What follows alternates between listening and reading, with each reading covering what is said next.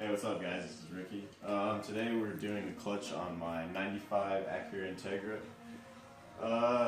It's got like some mods to it, nothing major. It's stock block and pretty much the stock internals, but it has some bolt-ons.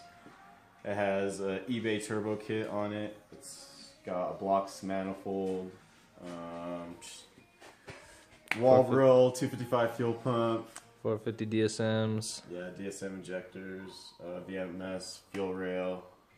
Nothing too special. It's tuned on chrome by Anthony from Idaho Falls. Shout out to him because he's done a couple of my cars. He's cool. He's a badass dude.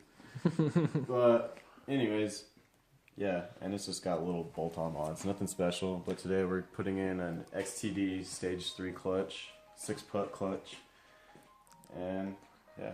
I'm going to be doing some upgrades on this car, so probably next week we'll be doing some head studs and stuff too, but right now we're doing the clutch today. But yeah guys, we'll give you some updates when we're going through this, and yeah, stay tuned. What's up YouTubers? I'm going to talk today about swapping a clutch in an Acura Integra. Here we have a, what year is this? 95. 95. Typically all 94 to 2001 Acura Integras are going to be all the same motor wise, other than your GSR, ITR. So a lot of people have been swapping them out, but we'll get to that in another video. Anyways, we're going to be swapping out a clutch on this thing because his clutch is starting to slip now. So what we're going to do is, first thing initially when you're doing like a clutch swap, you're going to have to take off the transmission. So disconnecting everything from the transmission, that's going to have to do with your slave cylinder, the reverse valve, and the speed sensor in your starter. You might be able to leave the starter in there, just so that's one less thing you have to do in the end. Axles, shift linkage, and then you have one motor mount right here, and then you have, a lot of people take these out, but this is a torque mount right here, and we're actually probably just going to delete that bad boy because you don't need it. So yeah, we'll get to work and we'll cut in some videos of you know, what we're doing and how we're doing it. So yeah, we'll get back to you with an update. Cool. We're gonna show you a little bit of the process of how to take the axle out. First off, you want to take your nut off. The easiest way to do that is to have the wheel on and this center cap on the wheel taken out so you can access that 32mm nut. And then it's easiest on the ground just because I think the axle nuts have 120, 130 foot-pounds of torque behind them. So you're going to have your best chance loosening those on the ground. So if you have center caps that are being a pain, just take the wheel off and bonk it out from the rear of the wheel, and then put the tire back on, put it back on the ground, loosen it up, and then after you get that loose, sometimes these guys get stuck in here just because of rust and, you know, it's exposed to the weather. So I just take like a dead blow or something like that, just kind of tap it a little bit. It's not going to hurt anything. If you use a hammer, you can probably mushroom the end of the axle. I wouldn't recommend that. So just kind of take your time, you know, be patient, it'll come. Anyways, so this fork, the easiest way to remove the axle from this whole spiel of suspension parts right here, what I find easiest is, and fastest, you take this fork off, which is a 14mm nut right here on the back side right here. So you take that out all the way, and then these two, which are most of the time 17mm. So this is a bolt going all the way through, and you got a nut on this other side. And so if you loosen this right here where my finger is, so if you loosen this guy, you can take this all the way out, and once you take those two bolts out, you'll be able to slide this down and pop it out. So sometimes, well, most of the time if it's a stock car, you'll have these two 12mm bolts retaining the brake line. And be careful with these guys, just because sometimes they're really frail and they'll tend to break. So like I said, just take your time, and if that doesn't work out, then after you take this guy off, you go down to your lower ball joint, which is right down here, should be held in with a cotter pin or something, just a pin of some sort. So you take that pin. What the hell you got going on here, Ricky? Damn. We'll put a cotter pin back in there for you, buddy. So take the cotter pin out. This is a 17mm bolt or nut. Just unscrew that, and these ball joints are actually tapered in here. So it's not going to come right out so easily. What I usually do, I usually turn this all the way to the right, and I'll take a regular hammer, like a ball peen or something like that, and I'll hit this. They actually have a spot where you can hit it, so you can get that ball joint out of there. You come down here. Right here, you can hit it right here. Careful not to hit the ball joint or the boot, or this this threaded part right here, so you don't damage anything. You can re-thread that back in once you're done. But just hit it right here, like moderately, and eventually it'll come. Last resort, you can use a pickle fork, but that's gonna totally ruin the ball joint for the most part. And then once you get that out, you can straighten this back out to where the wheel is straight. You can pop that ball joint out of there, and then pull the whole knuckle towards you. You'll be able to pop this axle, this piece of the axle, out of the knuckle. Then all you have to do after that, since this is out of the way, you already removed this, you could just take a pry bar, like a small to medium sized pry bar, and pry on the axle. Let me get a pry bar so I can show them. So we got our medium sized pry bar, and you might want to get down here,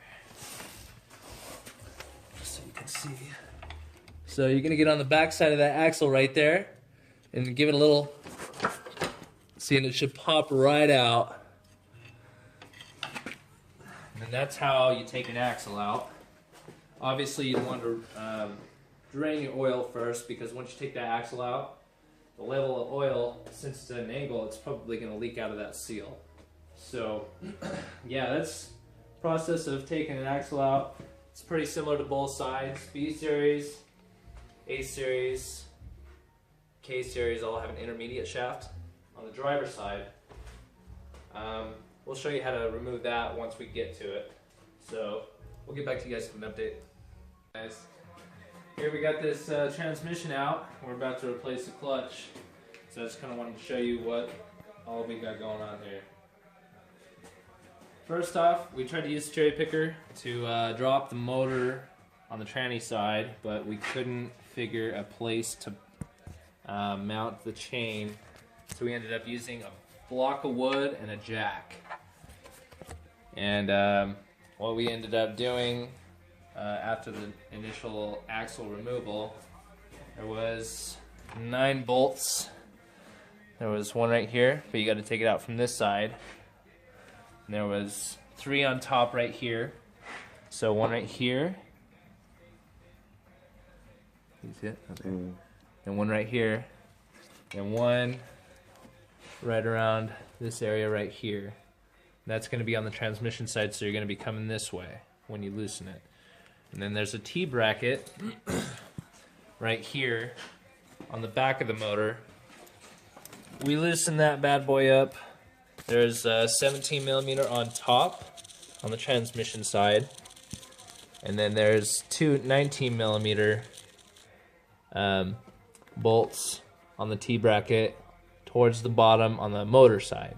So remove those. Then there's a 17mm motor mount bolt as well. Remove that so the motor mount ends up being pretty free and loose.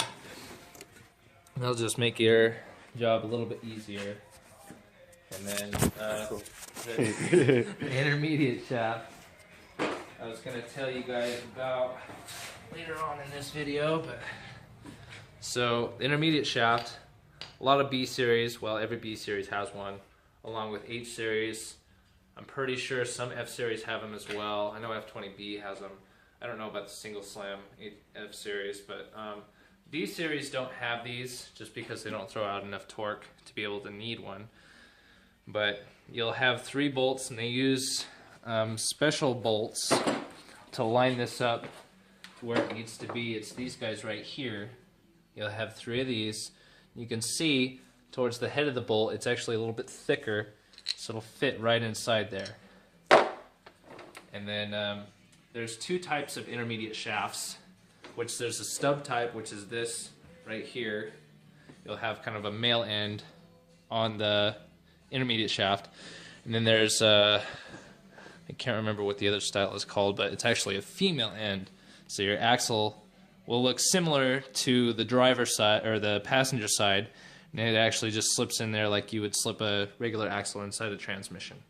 So I think the newer ones, like the 98-01s, have the stub shaft, and sometimes they're a pain to take off. Just be careful that you don't break this ring. I usually just kind of like take a hammer to this side of the axle very slightly to get it off. But sometimes I've broken a couple of rings doing that, so just make sure to pay attention, be careful, like I always say in all my videos, when you take everything off. So we're going to get to the clutch next.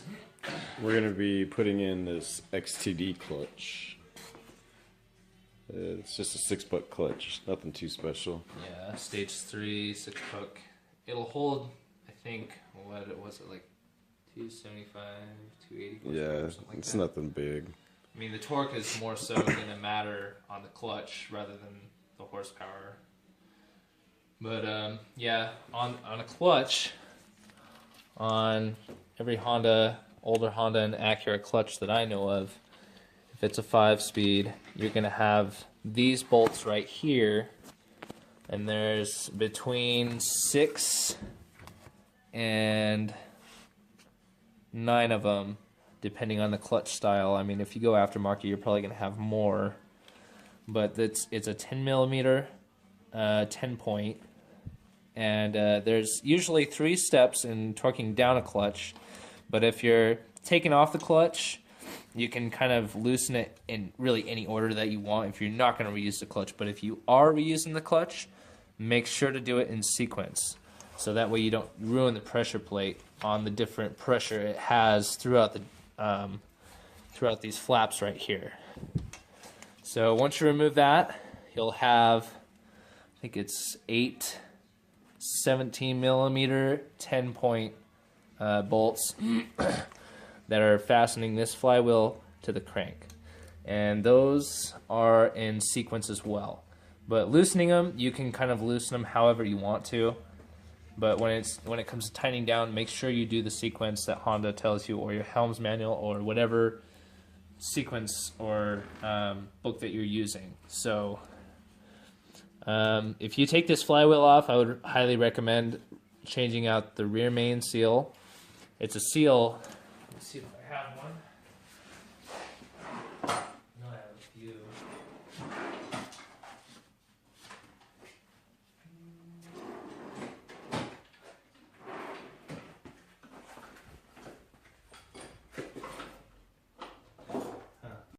So yeah, once you get the flywheel off, if you plan on taking the flywheel off, I would recommend a rear main, just because those tend to go out every so often. And you're in there, you might as well. So yeah, so we're going to take this clutch off and we're going to do the reinstall process. There's a couple different torque specs depending on what site or forum or Helms manual or website that you go to. What I would do is, if I were you and I was new, I would just compare all of the sites that I go on and make sure that whatever is consistently shown, that's probably going to be close to the torque sequence or torque spec that you want to use. But in this video, I'll be a nice guy and I'll show you guys torque sequence and the torque, like what torque you're supposed to torque them at. So yeah, we'll get back to you guys with an update. Alright, what's up guys? So we finally got the tranny back on. This gay Integra. This is gay Integra. Fuck you. Just kidding. Fuck up, man. But this is the old clutch. It was pretty wore out, as you can tell. Pretty beat up. Started to rub on the rivets, man. Yeah. But Matt is going to explain the sequence, I guess. We're gonna do it on the old clutch just because we hurried and Yeah. put that The new one on, there. so we kind of spaced it. But we have a full setup right here ready for you guys. We're just going to demonstrate. So when you get a new clutch, it's recommended that you clean it off really good with brake cleaner. Some manufacturers like to oil their stuff up just so it doesn't get rusted, you know, however long it sits. And then don't touch this part right here, any of the pads, if you have greasy fingers, because that'll prevent the clutch from grabbing. It'll just make it really slick, and it'll basically be like oil spilled on your brake pads. Anyways, so what we're going to do, we're going to show you how to, like, the torque sequence on the flywheel and the pressure plate. The flywheel is not so much, in my opinion, as much, what's the word I'm looking for? Important torque sequence as the pressure plate. It is important, but it's not as important, like I said, in my opinion, as the pressure plate. Because if this is torqued down wrong, it could end up in uneven tabs, which could cause premature failure of the pressure plate and premature failure of the throwout bearing. Anyways, in your new clutch kit, you should get a pilot bearing, which these are pressed in for B series and D series. H series, they're just kind of compressed between the crank and the flywheel, along with, I can't really speak for other series, but that's as far as I know about that. And then, so let's try to find some flywheel bolts. So this is a 10-point right here, flywheel bolt, 10.17 millimeter. So you're going to have 8 of those on a B series flywheel, and a D series, I'm pretty sure it has 6. So this takes 4 sequences. First at 19 foot-pounds, the second sequence is 38, the third sequence is 57, and the last sequence is 76. It may be a little different, you know, per manual or per post on the internet, but like I said, just go through and compare and see what is most consistent. So when you go and tighten a flywheel, it's usually just a crisscross pattern. So if you start at this one, to make it easier on yourself, you can go through and just mark one, like with a marker or pen or something. Just mark one right there so you know it's the one that you started on.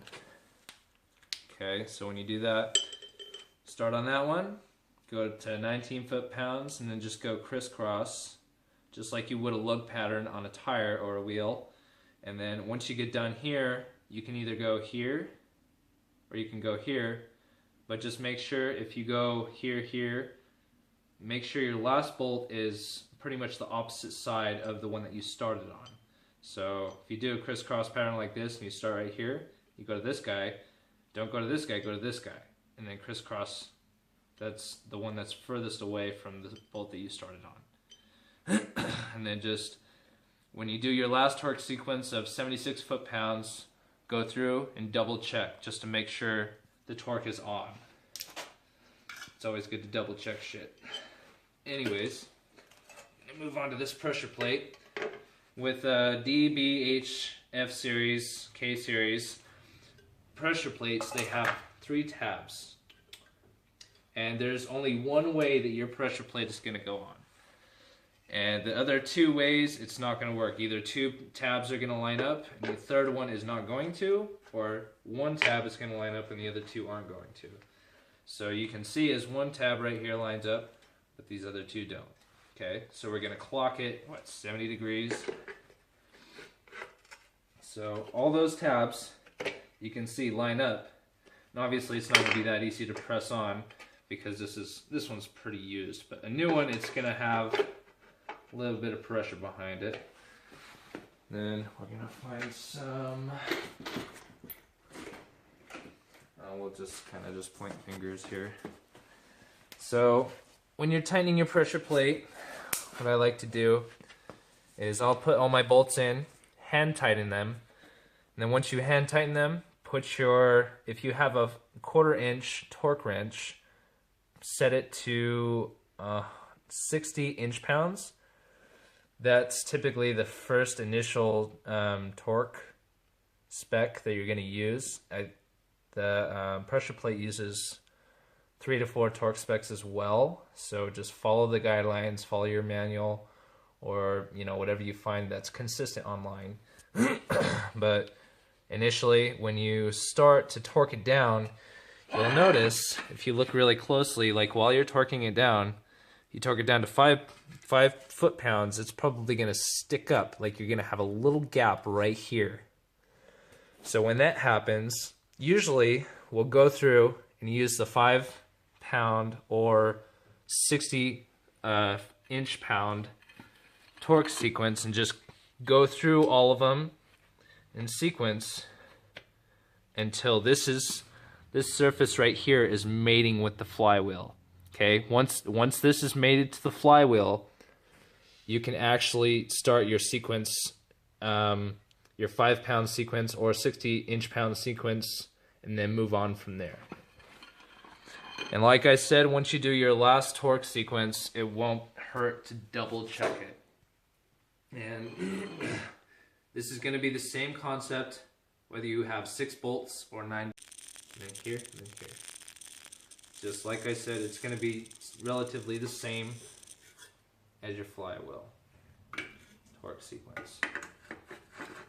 Anyways, if you have 9 bolts, it's a little bit more, they make it a little bit more complicated, I'm sure, but when you're doing that, I just kind of go crisscross again, and then I'll do the 7th, 8th, and 9 last. So I'll go here, here, and here. It's gonna be a little different with 9-bolt. You can probably find it online. Usually only aftermarket clutches and flywheels have the 9-bolt sequence, which this is a stock flywheel, so this one only has 6 bolts. But something like a lightweight flywheel, like what Ricky has in his car, it actually had the option to use 9 bolts if you wanted to. But if you don't want to, really, you don't have to have 9 bolts unless you're running like a super hardcore pressure plate, like a twin disc or something like that, or running really high horsepower. It's kind of just to safeguard the pressure plate and it just coming loose and everything just kind of exploding. But you won't see that very often unless you're high hardcore drag racer. But yeah, those are the sequences to flywheel bolting to the crank and a pressure plate bolting to your flywheel. So now we just gotta jack this bad boy up and put everything back together and see how well she fucking catches. But on any clutch, I would recommend a 500-mile break-in period. That does not include freeway, because freeway your clutch is going to be engaged at all times. So 500 miles of in-town driving where you're depressing and compressing the clutch consistently. And you don't want to drop the clutch, and you don't want to be too rough on the clutch, because the break-in period, like that's, I don't know, a lot of warranties will be void if the break-in period isn't like put in the proper way, I guess, so to speak. Kind of losing my words here. Anyways. Yeah, so just go over everything and double check everything when you're tightening stuff down, and you should be good to go. So we'll get back to you guys with an update after we get this thing running and driving again. Okay. Peace out, guys. See you guys.